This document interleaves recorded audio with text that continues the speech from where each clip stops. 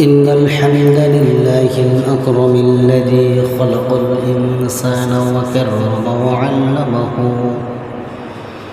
وكرم وعلمه من البيان ما لم يعلم. فسبحان الذي لا يحصى امتنانه باللسان ولا بالقلم.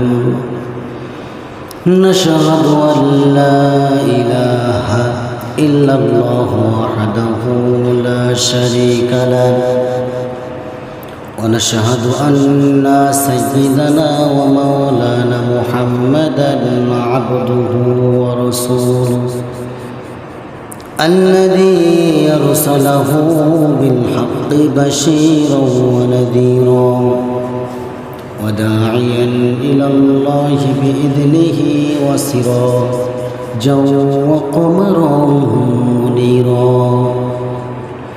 فقد قال الله تعالى في كلامه المجيد وفرقانه الحميد: أعوذ بالله من الشيطان الرجيم. بسم الله الرحمن الرحيم. يا أيها الذين آمنوا قوا أنفسكم وأهلكم نارا. اللهم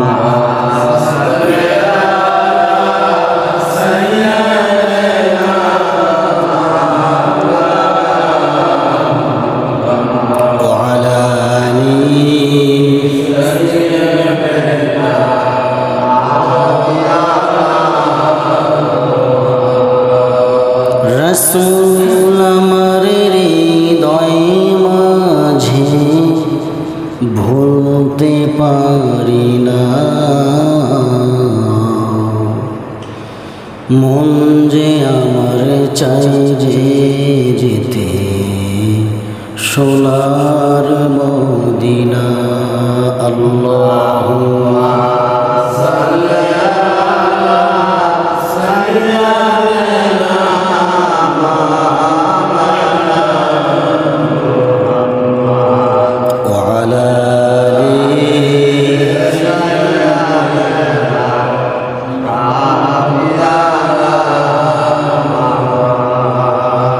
সবাই বলুন বালাগাল উলা বিকামালিহি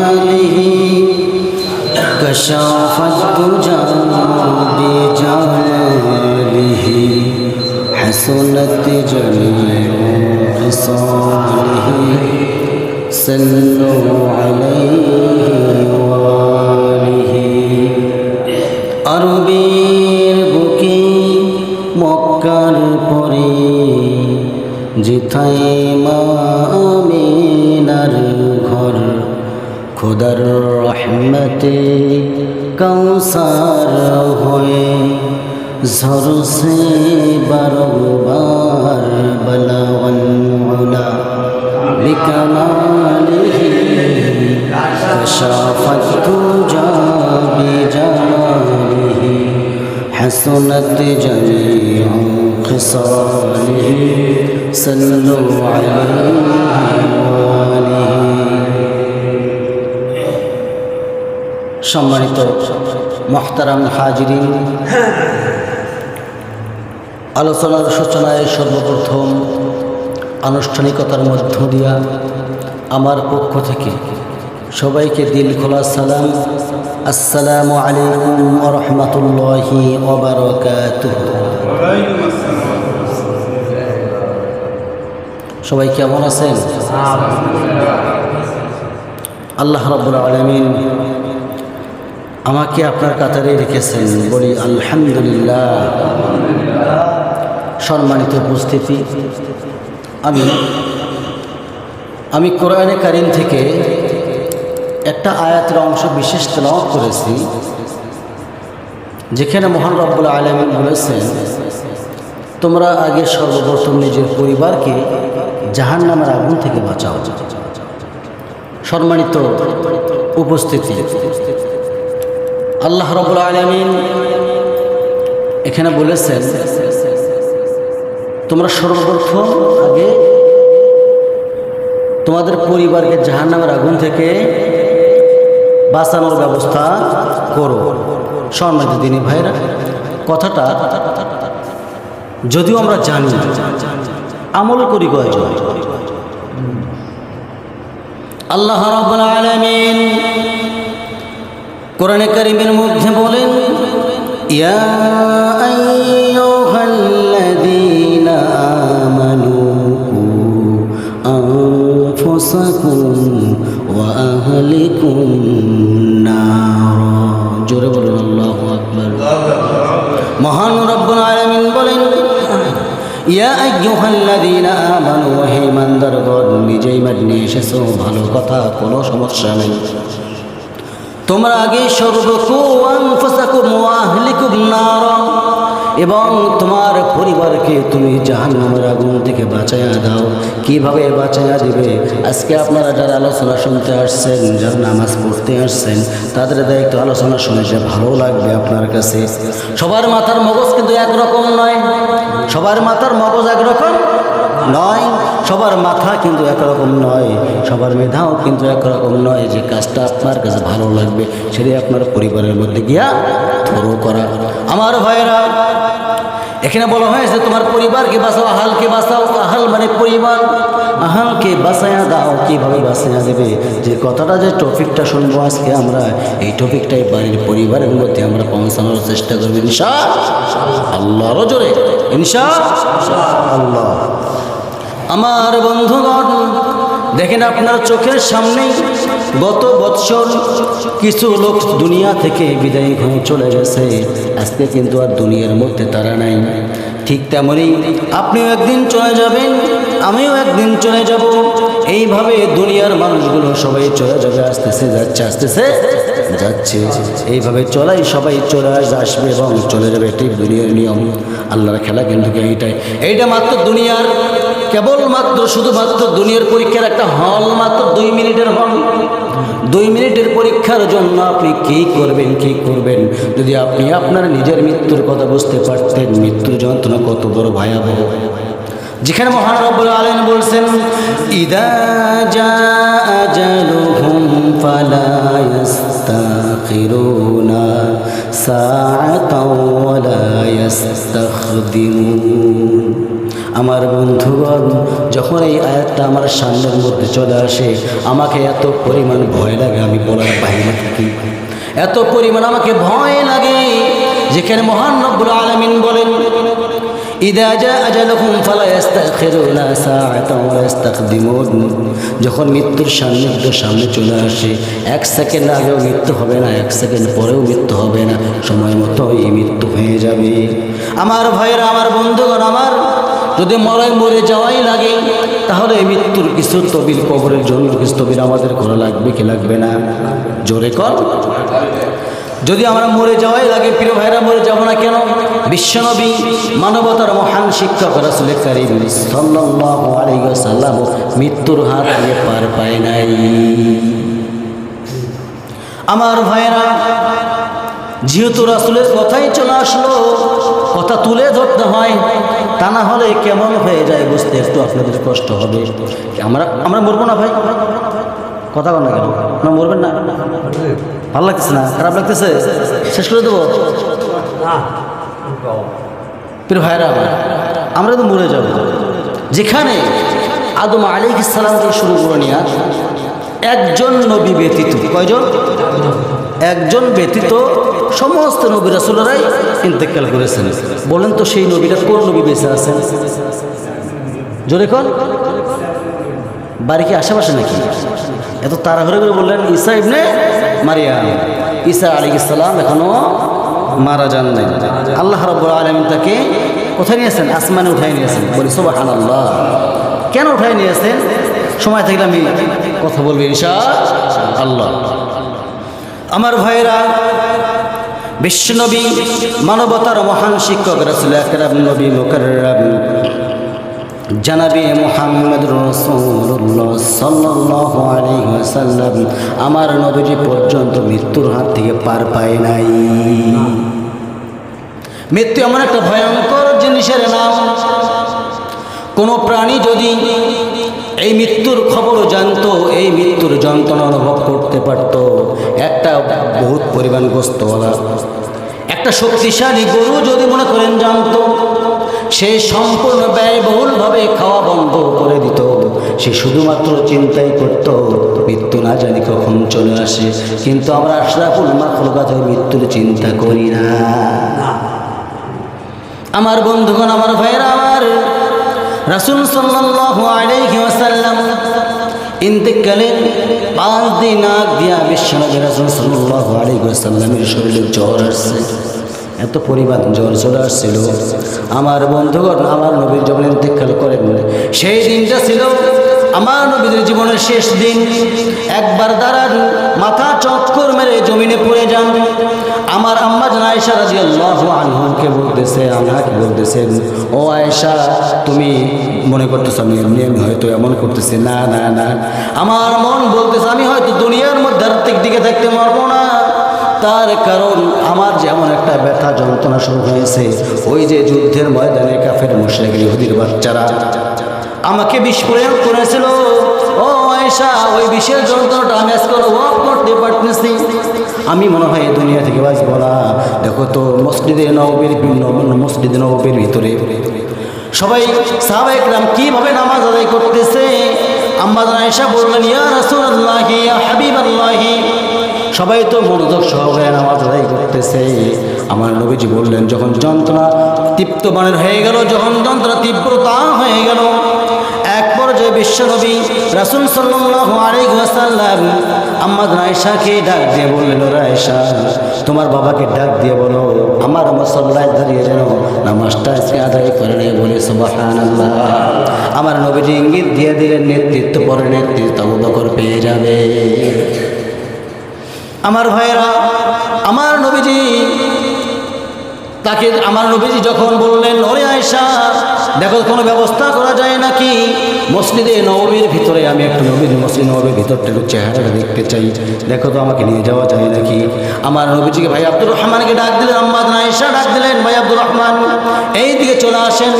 তিনি চলে আসলেন। চলে আসার সঙ্গে সঙ্গে আমার নবীকে পিঠের মধ্যে বহন করলেন। পিঠের মধ্যে বহন করে আমার নবীজিকে মসজিদ নববীর মধ্যে সাইটে নিয়ে গেলেন। আমার নবীজি মসজিদ নববীর মধ্যে গেলেন, ভিতরে না ঢুকে বাইরে দাঁড়ায়া পিঠের মধ্যে কিন্তু আমার নবীজি কাঁধের মধ্যে বহন করেছে আব্দুর রহমান। আব্দুর রহমান ছিলেন আমার রাসূলের আপন সাথে, আমার সিদ্দিক রাদিয়াল্লাহু তাআলা আনহার ভাই, বুঝতে পারছেন? তাকে আমার নবীজি আব্দুর রহমান তার পিঠের মধ্যে বহন করে যখন আব্দুর রহমান রাদিয়াল্লাহু আনহু তিনি যখন মসজিদের কাছে নিয়ে গেলেন, আমার নবী জানালা দিয়ে দেখতেছেন মুসল্লিরা দারুণ করে সুন্দর নামাজ আদায় করতেছেন। বলে সুবহানাল্লাহ।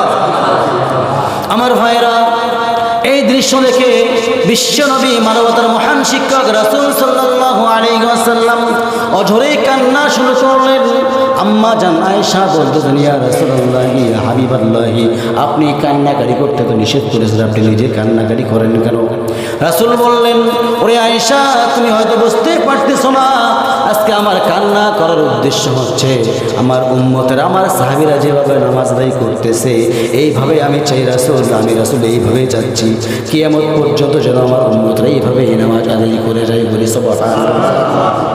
আমার বন্ধুগণ, আজকে আমরা নামাজ ছেড়ে দিয়েছি, সব কিছু ছেড়ে দিয়েছি, এমন কোনো জায়গা নাই নামাজের জন্য সবাই প্রস্তুতি নেয় নাই।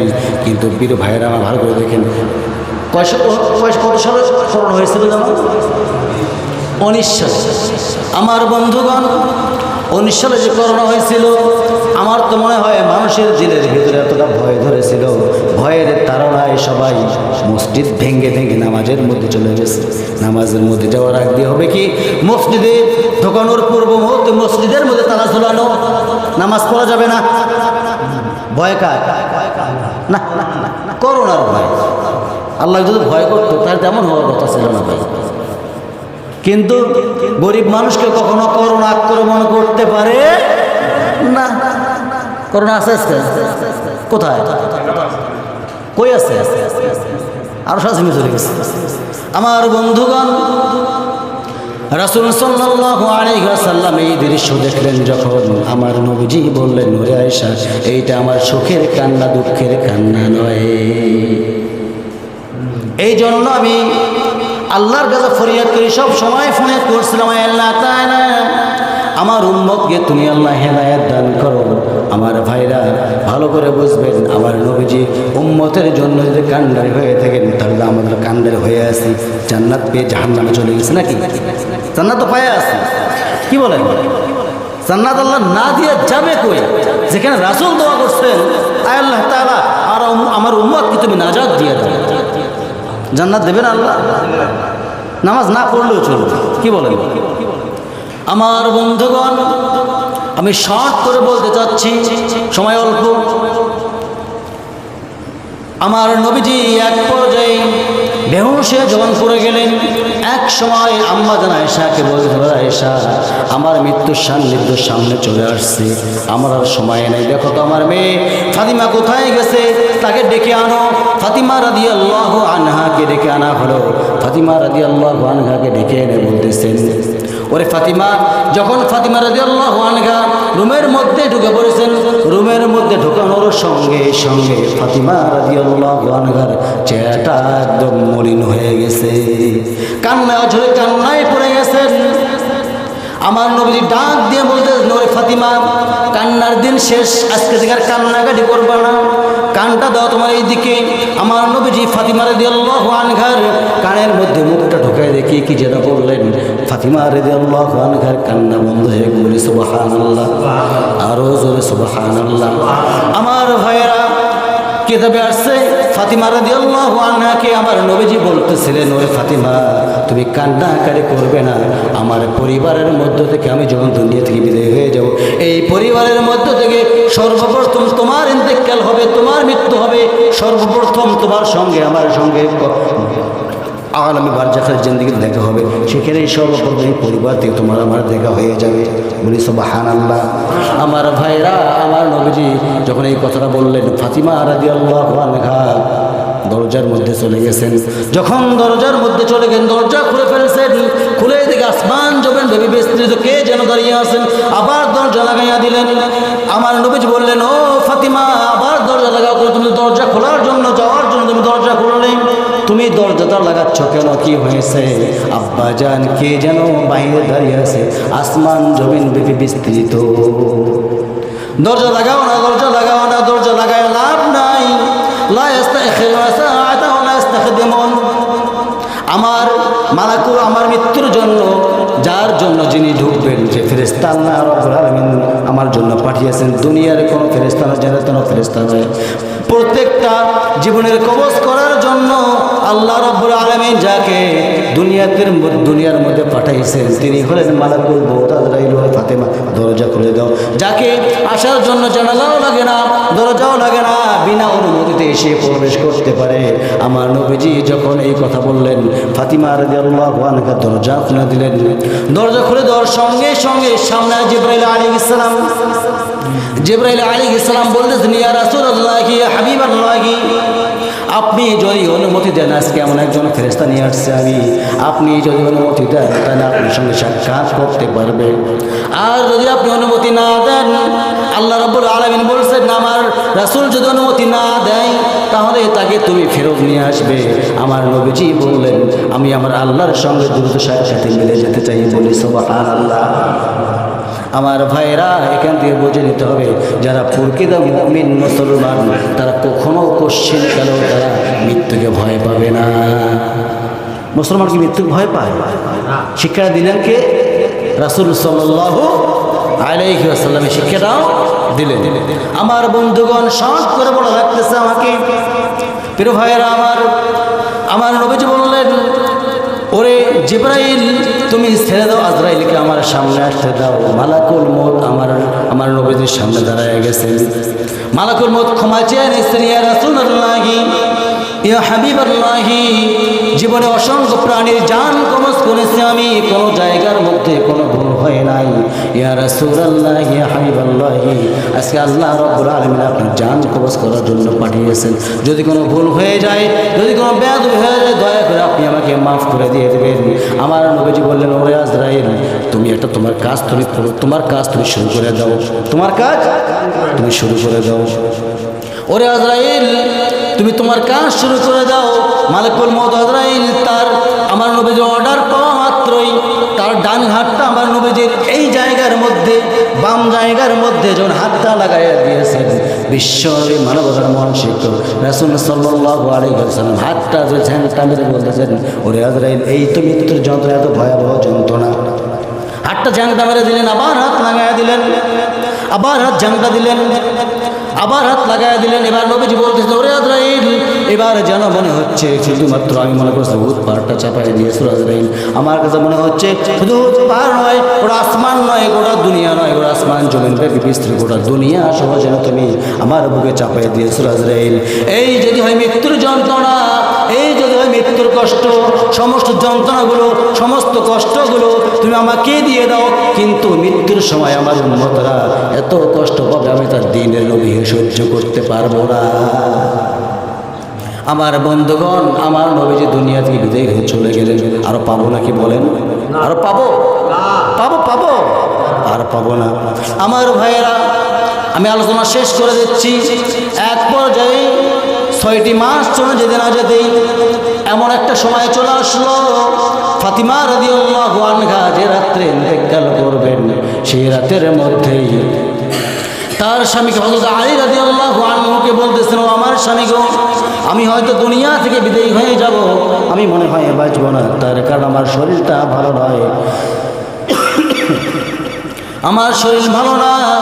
ও আমার স্বামী গো, আমি যখন দুনিয়া থেকে বিদায়ী হয়ে যাব, দয়া করে মেহেরবানি করে আমার কাফন দাফনের ব্যবস্থা করবেন, রাতের বেলায় দিনের বেলায় করবেন না, তার কারণ আমি কিন্তু বিশ্ব নবীর মেয়ে। যদি আমার দিনের বেলায় কাফন দাফনের ব্যবস্থা করেন, ইয়ার ও আমার স্বামী গো, যদি আপনি দিনের বেলায় কাফন দাফনের ব্যবস্থা করেন, আমি কতটুকু লম্বা ছিলাম, কতটুকু মোটা ছিলাম, কতটুকু শর্ট ছিলাম, এটা সাধারণ মানুষ জানতে পারবে। বিশ্বনবীর মেয়ে মনে করে অনেক মানুষ জমায়েত হয়ে যাবে, এইটা আপনি করবেন না। আমার মৃত্যু যখন হয়ে যাবে আপনি দেরি করবেন না, আমার ঘরে 2জন সন্তান, গ্রামের 2-1 লোককে নিয়ে আপনি সহ মিলে সবাই মিলে একত্রিত হবার দ্রুতভাবে জানাজার ব্যবস্থা করে দিয়ে দিবেন।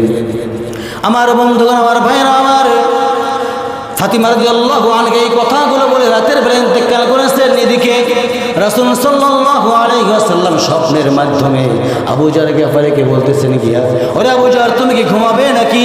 কি হয়েছে ইয়া রাসূলুল্লাহ? কি তুমি দ্রুত আমার মেয়ে ফাতিমার বাড়িতে চলে যাও, আমার মেয়ে দুনিয়া থেকে বিদায় হয়ে চলে গেছে, আমার কাছে চলে আসছে, যাও কোদালটা নিয়ে দ্রুতভাবে তুমি কবর খনন করা শুরু করে দাও।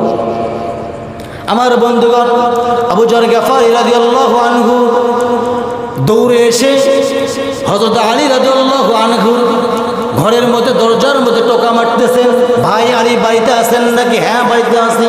দরজা খুলে দেন, দরজা খুলে দেন। কি হয়েছে? আমাকে দরজা খুলে কোদালটা দিয়ে দেন। কি করবেন? কবর খনন করব। কি হয়েছে? তুমি কি আমরা জানেন আমার বাড়ির মধ্যে কেউ মারা গেছে? এই মুহূর্তে কিছুক্ষণ আগে বিশ্বনবী রাসূল সাল্লাল্লাহু আলাইহি ওয়াসাল্লাম আমার বাড়িতে এসে আমাকে স্বপ্নের মাধ্যমে বোঝাই দিয়ে গেলেন, আমার মেয়ের দুনিয়ার মধ্যে বিছানায় দুনিয়া থেকে বিদায় হয়ে গেছে এবং আমাকে কবর খননের অনুমতি দিয়ে গেছে। বলি সুবহানাল্লাহ। আমার ভাইরা, তাকে কোদাল দেওয়া হলো। কোদাল দেওয়ানোর পরে কবর খনন করতে গেছেন। ফাতিমা রাদিয়াল্লাহু আনহুর কবর খনন করতে গেছেন। কার মেয়ে? বিশ্ব নবীর মেয়ে। তার কবর খনন করতে গেছেন। কবর খনন করে আর বলে, ওরে কবর, বেয়াদবি করবি না। আজকে তোর কাছে যিনি আসতেছেন, তিনি দুনিয়ার কোনো সাধারণ মেয়ে নয়, দুনিয়ার কোনো সাধারণ একজন ব্যক্তি নয়। তুই কবর, তোর কাছে যে ব্যক্তি আসতেছেন তিনি হলেন বিশ্ব নবী, মানবতার মহান শিক্ষক রাসূল সাল্লাল্লাহু আলাইহি ওয়াসাল্লামের কন্যা ফাতিমা রাদিয়াল্লাহু আনহা। বলি সুবহানাল্লাহ। আমার বন্ধুগণ, এই কথাগুলো আবেগে বলতেছে, আবেগের মধ্যে বলতেছেন। আবু যর গিফারি কবর খননও করতে বলতেছেন, আর বলতে জোরে কবর, বেয়াদবি করবি না, বেয়াদবি করবি না।